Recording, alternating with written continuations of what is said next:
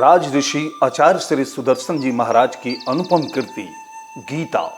जीवन जिए कैसे, गीता कहे जैसे। गीता संस्करण भारत के पूर्व राष्ट्रपति महामहिम श्री रामनाथ कोविंद व वर्तमान में भारत के प्रधानमंत्री श्री नरेंद्र मोदी जी ने इसकी भूमिका लिखकर इसे और गौरवान्वित किया है। तो आइए गीता पर राज ऋषि आचार्य श्री सुदर्शन जी महाराज के विचार को सुने। उसके उपरांत कपिध्वज अर्जुन ने खड़े हुए धृतराष्ट्र पुत्रों को देखकर उस शस्त्र चलने की तैयारी के समय धनुष उठाकर ऋषिकेश श्री कृष्ण महाराज से ये वचन कहा, हे अच्युत, मेरे रथ को दोनों सेनाओं के बीच में खड़ा कीजिए। जब तक मैं इन स्थित हुए युद्ध की कामना वालों को अच्छी प्रकार से देख लूं कि इस युद्ध रूप व्यापार में मुझे किन किन के साथ युद्ध करना योग्य है। दुर्बुद्धि दुर्योधन का युद्ध में कल्याण चाहने वाले जो ये राजा लोग इस सेना में आए हैं, उन युद्ध करने वालों को मैं देखूंगा। संजय बोले, हे धृतराष्ट्र, अर्जुन द्वारा इस प्रकार कहे हुए महाराज श्री कृष्णचंद्र ने दोनों सेनाओं के बीच में भीष्म और द्रोणाचार्य के सामने और संपूर्ण राजाओं के सामने उत्तम रथ को खड़ा करके ऐसे कहा कि हे पार्थ, इन इकट्ठे हुए कौरवों को देख।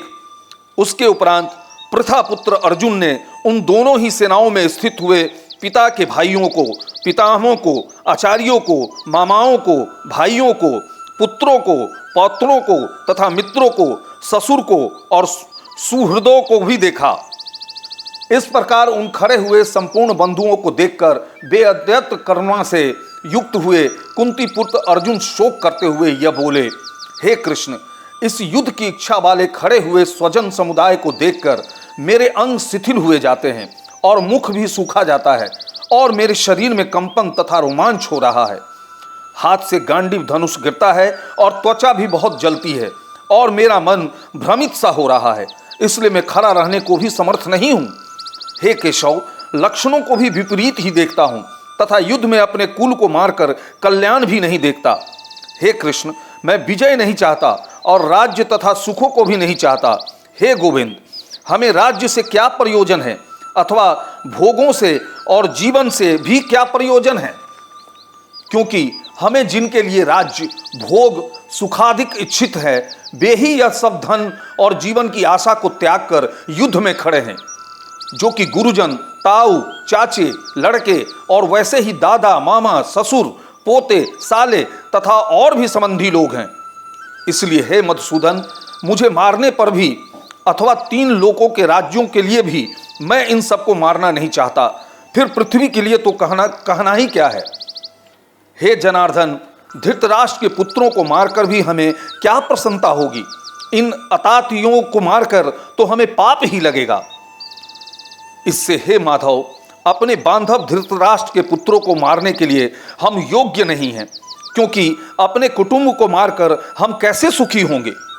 यद्यपि लोभ से भ्रष्ट चित्त हुए ये लोग कुल के नाशकृत दोष को और मित्रों के साथ विरोध करने में पाप को नहीं देखते हैं, परंतु हे जनार्दन, कुल के नाश करने से होते हुए दोष को जानने वाले हम लोगों को इस पाप से हटने के लिए क्यों नहीं विचार करना चाहिए, क्योंकि कुल के नाश होने से सनातन कुल धर्म नष्ट हो जाते हैं। धर्म के नाश होने से संपूर्ण कुल को पाप भी बहुत दबा लेता है तथा हे कृष्ण, पाप के अधिक बढ़ जाने से कुल की स्त्रियां दूषित हो जाती हैं और हे वासनेय, स्त्रियों के दूषित होने पर वर्ण संकर उत्पन्न होता है और वह वर्ण संकर कुल घातियों को और कुल को नरक में ले जाने के लिए ही होता है। लोप हुई पिंड और जल की क्रिया वाले इनके पितर लोग भी गिर जाते हैं। इन वर्ण संकर कारक दोषों से कुल घातियों के सनातन कुल धर्म और जाति धर्म नष्ट हो जाते हैं तथा हे जनार्दन, नष्ट हुए कुल धर्म वाले मनुष्यों का अनंत काल तक नरक में वास होता है, ऐसा हमने सुना है। ओहो, शोक है कि हम लोग बुद्धिमान होकर भी महान पाप करने को तैयार हुए हैं, जो कि राज्य और सुख के लोभ से अपने कुल को मारने के लिए उद्यत हुए हैं। यदि मुझ शस्त्र रहित न सामना करने वाले को शस्त्रधारी धृतराष्ट्र के पुत्र रण में मारे तो वह मारना भी मेरे लिए अति कल्याणकारक होगा।